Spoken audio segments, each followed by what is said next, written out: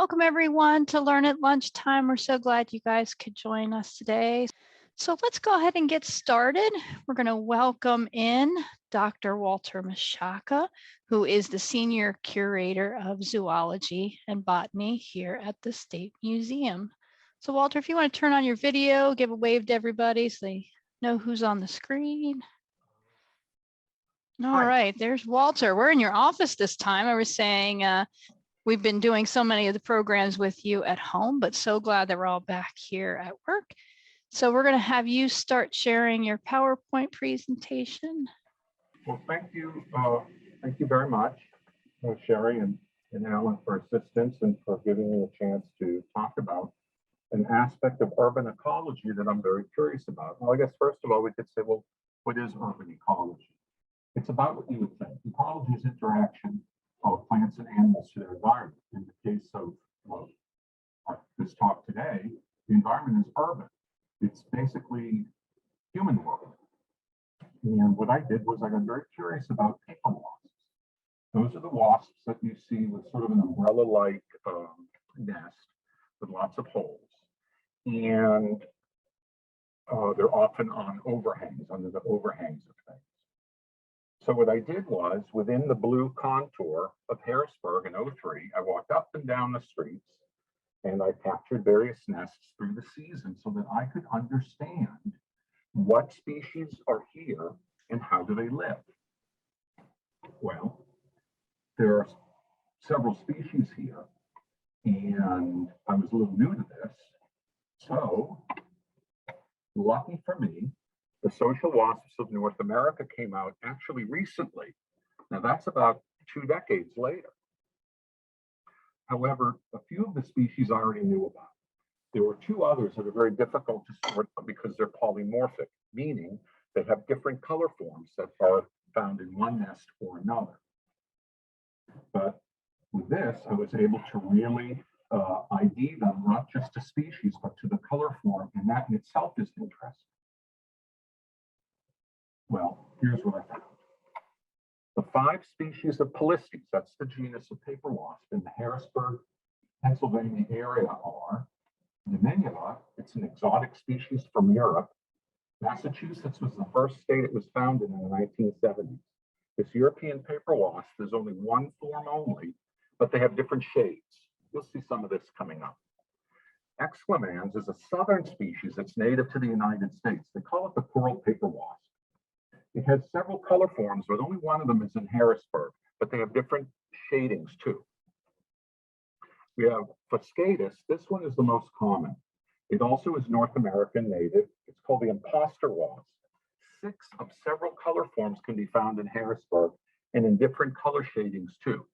The reason it's an imposter wasp is because it does every trick it knows how to look like something else so that it won't be eaten. Then we have these last 2. They're not very common here, so we're not going to spend too much time on them.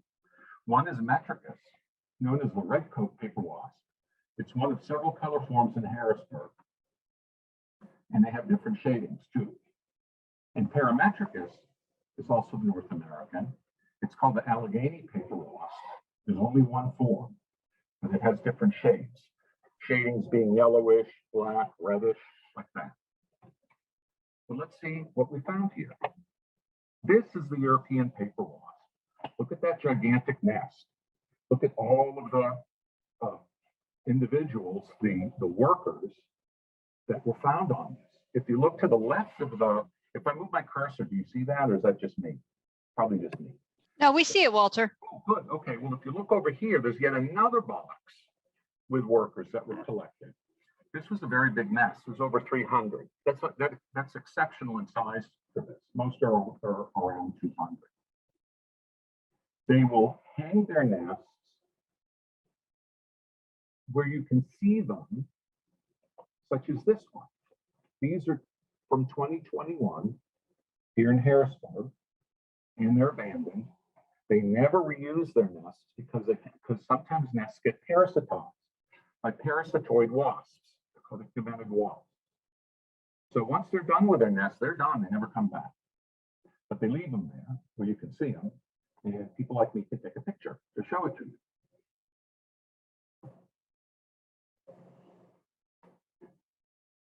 You know, when I did this study, I began in around April and I continued looking through October.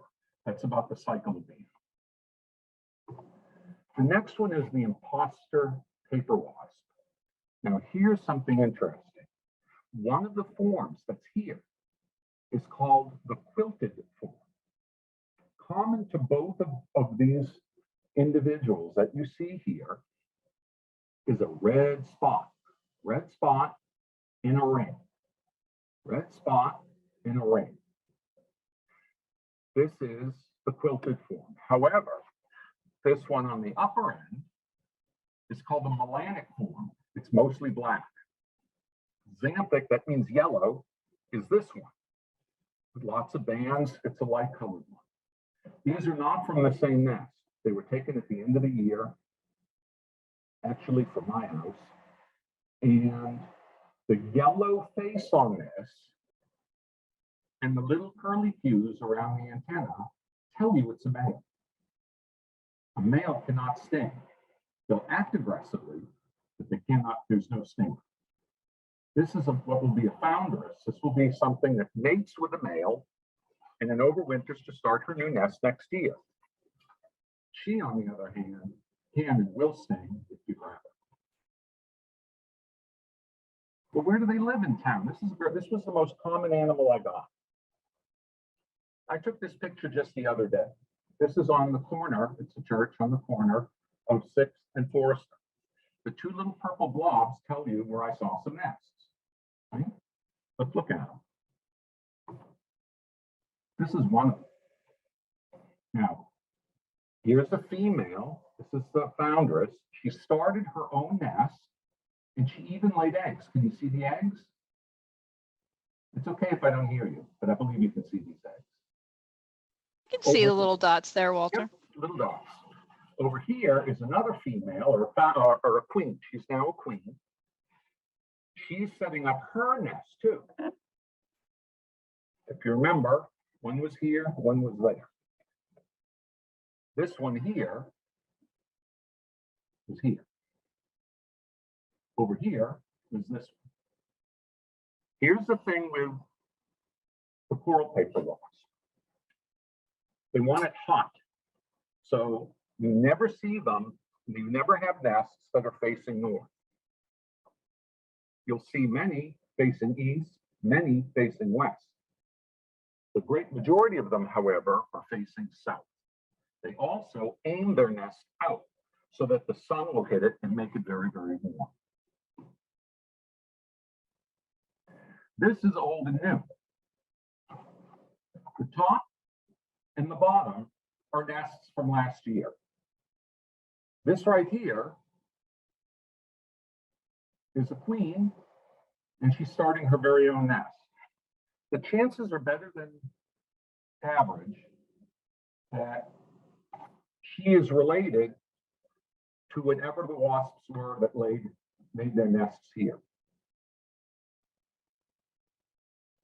Okay. The European paper wasp that I just told you about is sort of docile. Their nests are sometimes hidden. They're sort of out of the way like that. They don't have many mammalian predators or avian predators to worry about, so you can actually get pretty close to them, even though they look like yellow jackets. They scare things, but they're actually not. They're more docile. This one here is a very defensive animal. They're not aggressive. When they're hunting and looking for things, you can get right up to them. But once they're at their nest, they're very defensive. So you can get maybe within about 5 feet of them, and then you're apt to get stung. But they give you warnings, and you can stay away from them. The reason that they have to be so aggressive is because all kinds of things can attack them since the nest is there. And also, parasitic wasps can sneak in and lay their eggs in those cells that will end up eating up their own babies. So we don't want that. Well, I think it's time for us to go through the whole paper wasp cycle. Here we have in July of 03, the 11th, in Harrisburg, we have a typical nest of the coral paper wasp. This part here is where the nest started. She's over here because I know that she's the queen. Her size and some other things tell me that. These are her young, and they're all sisters. So once they hatch out from their eggs, they start making more cells. The queen lays more eggs. The eggs hatch. Once the eggs hatch, they are now larvae. One is called larva. Well, the larvae got to eat, and they can't feed themselves. So these workers, and in this case, there's 5 of them, they go hunting. Now, the wasps themselves that you see here are vegetarian. Did you know that? They only eat the nectar and things like that. But the larvae are carnivores, insectivores. So they'll bring all kinds of bugs back to feed them. Before we go any further, you might be wondering, well, how on earth do they even make this nest? What happens is they go and they find old wooden things and they scrape, scrape, scrape, and they make a little mud. And that's how they make their nest. So they're very, very busy. And they have to defend it because they put a lot of work into it. And now they have all their little babies to raise. Well, once those larvae get to a certain point, they now get these white caps made on them. Why? So that they can now fully develop and then hatch and emerge from this to look just like their sisters. And then they help build more nests. And this keeps going until this end of the season. This nest so far had not been parasitized. The way I know that is because had it been parasitized, right here, oops, didn't mean to do that. Right here in the center, there would be a little hole, little pinholes, where the wasp makes a hole, goes in, causes trouble. So consequently, there's always workers on guard. I believe that that's their biggest concern, are parasitic wasps. But they'll take on anything that gets too close to bother them. But as I say, they're not aggressive, they're just defending their nest. So if you give them a little bit of right of way, you're perfectly fine. You can get within about 6 feet of it. So at this point, what we're looking at is we now have the nest. It's July. They got about another month's worth of making their nest before things start to change. And I'll explain that in a bit. And at this size, we're looking at about 50, 60 cells. They'll get up to about 100. Let's see what happens. Okay. The black bars tell us what percent of the nests have eggs. The white bars tell us what percent of the nests have larvae that had hatched from the eggs. So if you look over here, 5 is May. Of course, they're all eggs because the founders had come out and she had laid her eggs here. By June, you have 2 things going on. You now have eggs and you have larvae. By July, you have slightly more larvae than you have eggs. By August, you're getting even more percentages of nests with larvae than eggs. And then by September, they're kind of over, they're done. They're about done laying eggs. You can see there isn't but maybe 10% of them have eggs, and the larvae aren't but about 30%. Okay? There could be overlap, but some nests have both. But they're really pretty much winding up. By the time you're in October, the best you have is maybe 20%. Okay.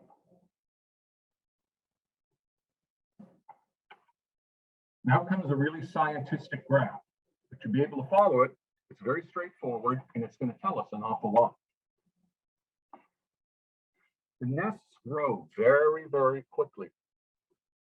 If we look over here on our left, we're looking at the European paper wasp.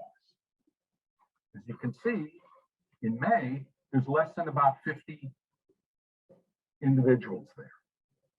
In June, there's more. July, kind of the same. Something big happens in August. We really don't know what September means because there's only one nest. It could be about the same or smaller. Probably it won't be any smaller than this. And then by October, things start to wrap up for it. If we do a simple math equation, we find out that they're putting on about almost 64 cells each month. And I found only about 1 in 10, a little bit more than 1 in 10 of those nests are parasitized. Now, they do a good job of living in town, but they're generally not that common. If we go to the coral paper wasp, which is all over the place, we see that they're producing just half the number of cells per month. Look at that, only 32.2 cells per month, and about 13% of the nests get parasitized. So they're putting up with a lot. If we look over at the Imposter paper wasp, they're up an awful lot like the European one, 67.4 cells per month, and they have no parasites. Now, they hide their nests, and I'll talk a little bit in a moment about how that can make things difficult in trying to figure out how well they're doing. Now, what's interesting to me in this picture is that if you get to about September, October, for all of them, you'll get to about 150 to 200, see? But what I have noticed, though, is that coral paper wasps, their nest sizes really never get past even close to 200. I've caught a lot of nests, and on average, they're probably around 120. If you look at the European paper wasp, they really don't have that many more either, you see.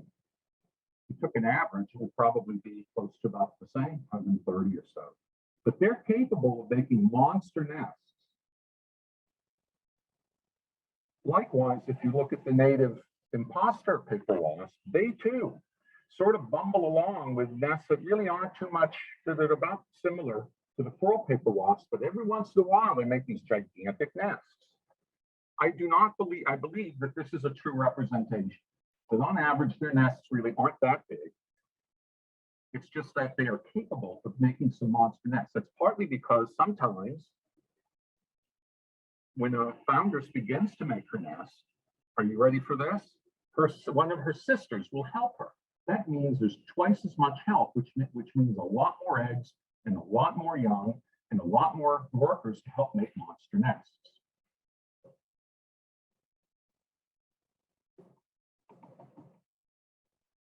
As you can see here, though, we're just about done by October. I guess as they say, all good things must come to an end. What does that mean? It means that things can't just stop, right? Because there's going to have to be more paper wasps. So once they're there, so what I did was I looked at their wing lengths. That tells you an awful lot about what's happening with their growth. If you look over here, this is a coral paper wasp again. You see that there's a lot, they can be pretty small, but farther along in June, they're making bigger ones. That makes sense because the earliest ones aren't getting enough food because they only have their mother to help. But then they've got future sisters to help them, and before you know it, you start getting bigger and bigger females. They sort of top off at about 15 millimeters across.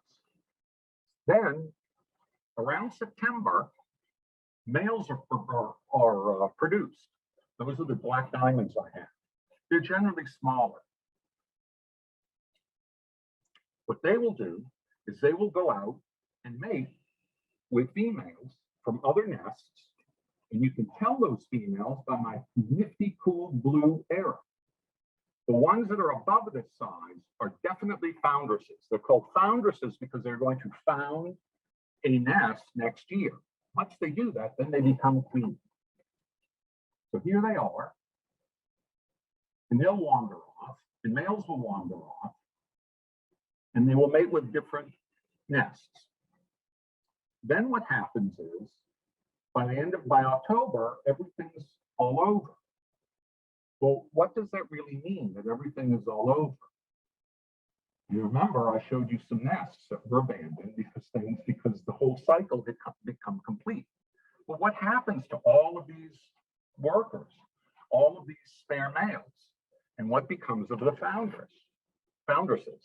Well, the foundresses are now fertilized. They've got sperm to make eggs for next year. So they find this place that's warm and relatively dry, and they spend the winter there. That's what they do. On the other hand, the males and the females, workers, they no longer have a nest to go to. They know they don't have any work to do. So what they do is they will then wander about looking for sugar, usually flowers, and they just drink sugar until it gets cold, and then they die. And that's the way it goes. Now, I wonder, how can I be sure about what the story is for the imposter paper wasp that typically hides their nests in cavities, in garages, things like that, where I might not see them so much? Well, when I'm now at the end of the season looking for these wayward workers and males, I go down to the river bottom in downtown by the river, and there's lots of flowering plants that attract these wasps. And I look and see, well, how many are this and how many are that? And there really aren't that many more Polistes or imposter wasps than there are others. So they're all doing, it seems like they're doing okay, all of them. So although I can't say that what the ratio is of, say, coral paper wasps to the others, here's what we do know for sure. The coral paper wasps are very, and I should have put a comment and put very successful. Number one, they can be very numerous in towns, as they are here in Harrisburg. Number two, they're not displaced by the European paper wasps, as are imposter paper wasps. By this, I mean that elsewhere, where people have studied things, the European paper wasp outcompetes and replaces imposter paper wasps. Well, I do see both species. I do not know the extent to which that is occurring in Harrisburg, because it's hard for me to encounter imposter paper wasp nests. But I do know, but I've learned that through the literature that happens elsewhere. And the way we know that is because there are people that study paper wasps, and they set up what would look to you like a bird box, a nest box, and wasps use them, and then you can study them that way. And time again, as soon as European paper wasps show up, suddenly imposter paper wasps are gone. But there is absolutely not that happening, certainly not happening to the coral paper wasp, and the imposter paper wasps are still around. Well, urban heat island affected buildings and blacktop roads provide much light heat. Remember, this species really likes it to be hot. They're acceptable nest habitats.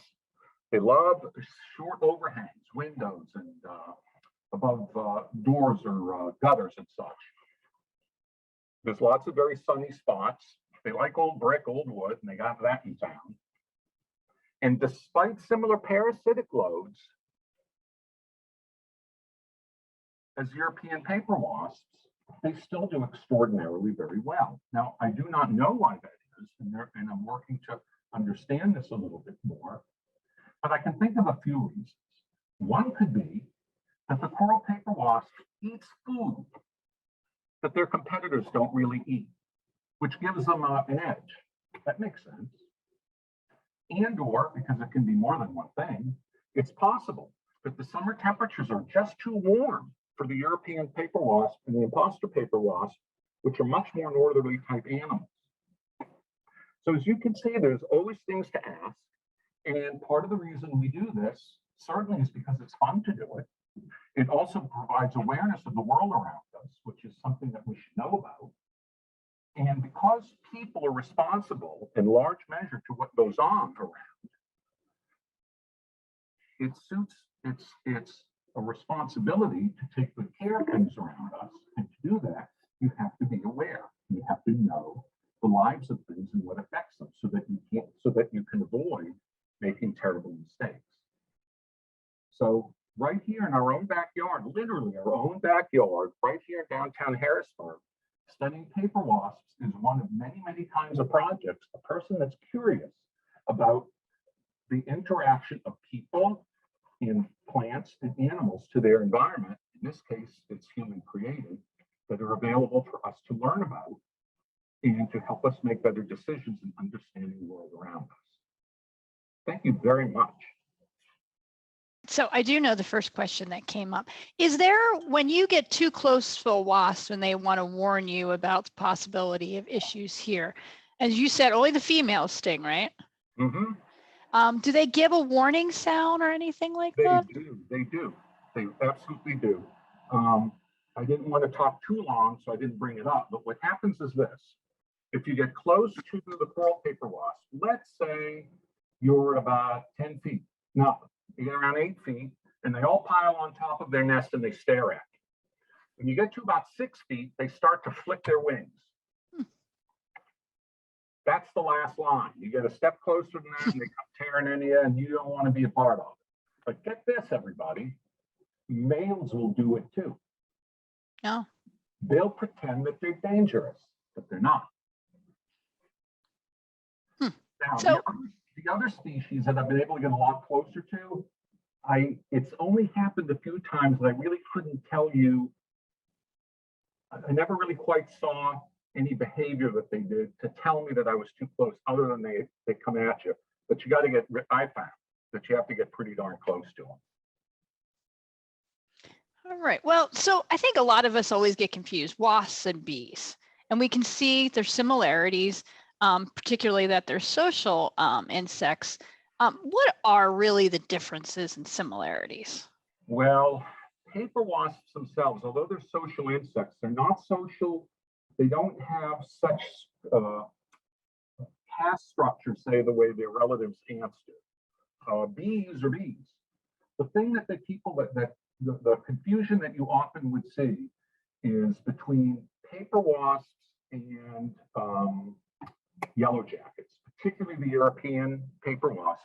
And part of the reason of showing this today is so that people can be aware of the different types of animals in their area and understand that paper wasps are not like yellow jackets or European hornets that are very defensive. You can't get anywhere near their nest. Sometimes you don't even know that you were near the nest until they come tearing out and hit you. So those are different. Those are also the ones that come kind of frightening people at the end of the year wanting their soda pop when you're sitting outside because they're desperate for sugar because they too are about to die. So they're just thirsty. Are wasps pollinators at all? They are. And somewhat incidentally, because as I had mentioned, they drink nectar. Those adults are not eating insects. What they do, the insects, is they catch the insects, they chew them up, and they feed that to their young. But they themselves are not eating any of that. They're only eating nectar and things from flowers. So as they go from flower to flower, they are pollinators. They're not necessarily they're not at the level of pollinators that we are used to seeing with bees, but they do pollinate. Beetles pollinate. All right. Does anybody have any other questions out there? We'll give another second. You've been fascinated by this topic. We've been chatting about this for years. How long have you been interested in studying these wasps? Well, when I first came up here from Florida, one of the things that I worked on a lot with were geckos. And geckos love to be on buildings in southern Florida. So do various tree frogs that I work with. Well, I came up here and it's too cold for geckos and there's no tree frogs in town. But I saw these nests and I thought, well, this is very, very curious to me because in a strange sort of way, an entire nest seemed like an individual to me. And I thought, well, let's see if I can follow them and see what their lives are like, because I was curious. And I really enjoyed it. And then when I would go to Powder Mill, where I would do work, that's owned by the Carnegie Museum of Natural History, I studied them there. I get them at my house. And I do a lot of work at the Wildwood Park, which is a Dauphin County park, and I studied them there too. And over the years, I've sort of kept up with it. But here's something that'll be a kicker. At Powder Mill, I collected them in 2003, 4, and 5. And then I really didn't collect them anymore or study them really anymore. I got busy with other things. But now I'm going to start collecting them again at my favorite places to see if there are any new species or if the numbers of species have changed. And when I went out walking around town recently, getting ready for this talk, the coral paper wasp is just about as common as I ever remember them being there. So it's not as though when I started to study them, they were abundant because they hadn't been displaced yet. No, they do just fine in this time. Nope. So are they considered invasive at all? The European paper wasp, certainly not in Pennsylvania. I've never heard them being described as invasive. Invasive means there's a legal term for it, which is that they somehow impact other species or economics of people, like it's a pest crop, crop pest. That's not the case with the European paper wasp. Now they can be rough on that one I mentioned, the imposter paper wasp, but they're not an animal like, say, the lanternfly, which can be devastating to vineyards, or the marmor, or the emerald ash borer. That's totally wrecked. Yeah. The ash trees in the Northeast. So no, I would say no. Okay. But they are exotic, and our responsibility is to take care of things wherever you live. And so what you want to do is keep natural systems intact is the best that you can do. We have two questions about stings. One is, can it sting more than one time? They can, yeah. They can, yes. Okay. And along with those stings, are there cases where people are allergic to them, have any reactions? Yes, they can. That's possible. But I don't think you see it so much as you do with yellow jackets, because in general they just don't sting very much. Mm. If you ever go out, like at the end of the year, and you're in a field and there's flowers and things, and you see all of these paper wasps drinking away, I'm not encouraging anybody to do this, but I've touched them and nothing happens. I mean, they're not defend. They have nothing to defend. If you grab them, it's a different story. But push them. Mm-hmm. But you get right up close to them, but you have to make sure you don't breathe on them, because that'll frighten them. But you can get close to them, because what they defend is their nest. And as I say, where you have big problems are things like yellow jackets, which you can't even see their nest, and they're highly defensive. So are they native to Pennsylvania? If not, where are they originating from? The European paper wasp sounds silly, but they come from Europe. The imposter paper wasp is a mostly a northern and eastern United States animal. The coral paper wasp, when I said it's a southern species, it's because they're all over the south, and they make it up north. Let me add this too, if it's okay. Yeah. If you ever wanted to go far enough back and you wanted to ask yourself, well, where do wasps really come from? Well, they come from Southeast Asia. Okay. And they somehow made their way to South America, and then they speciated and they moved north. But they also made it to Europe from there. And it's that European one that's now over here. All right. Can any species of wasp be parasitical? No. There's a group of them whose livelihood is to be a parasite. They're called parasitoid wasps. There's many, many, many species of them. You almost hardly ever see them. But it's a group. And they can no more live like a paper wasp any more than a paper wasp could live a parasitoid life. These are two very, very different kinds of, they're as different as day and night. So now we've got an interest on we can sting more than once. Are there other insects out there, other similar to wasps that can sting more than once? Various wasps can, there are other insects that can do it. The reason bees really can't do it is because their stinger is jagged. You know how like an arrow looks, but it has all of these serrations going backwards. But once the stinger goes in, when they leave, they rip it out. It's stuck. That's why it keeps hurting and hurting and hurting, and then the bee will die. Paper wasps and yellow jackets and hornets and the like, that's not the case. Seems to be another one. All right. Where do they find sugar in the fall as plants start to die out? Flowers, late blooming plants, rotting fruit. They'll go down to apples and pears. They'll do that. But at some point, there's usually, it's not so much that they run out of sugar as much as they freeze to death. Yeah, they really like that warmth. Well, I think this is fascinating. I think we've gotten through all our questions. I think a lot of times when we think about our animals and insects, we're always looking out in nature, but I really appreciate that this one is looking at us in an urban environment.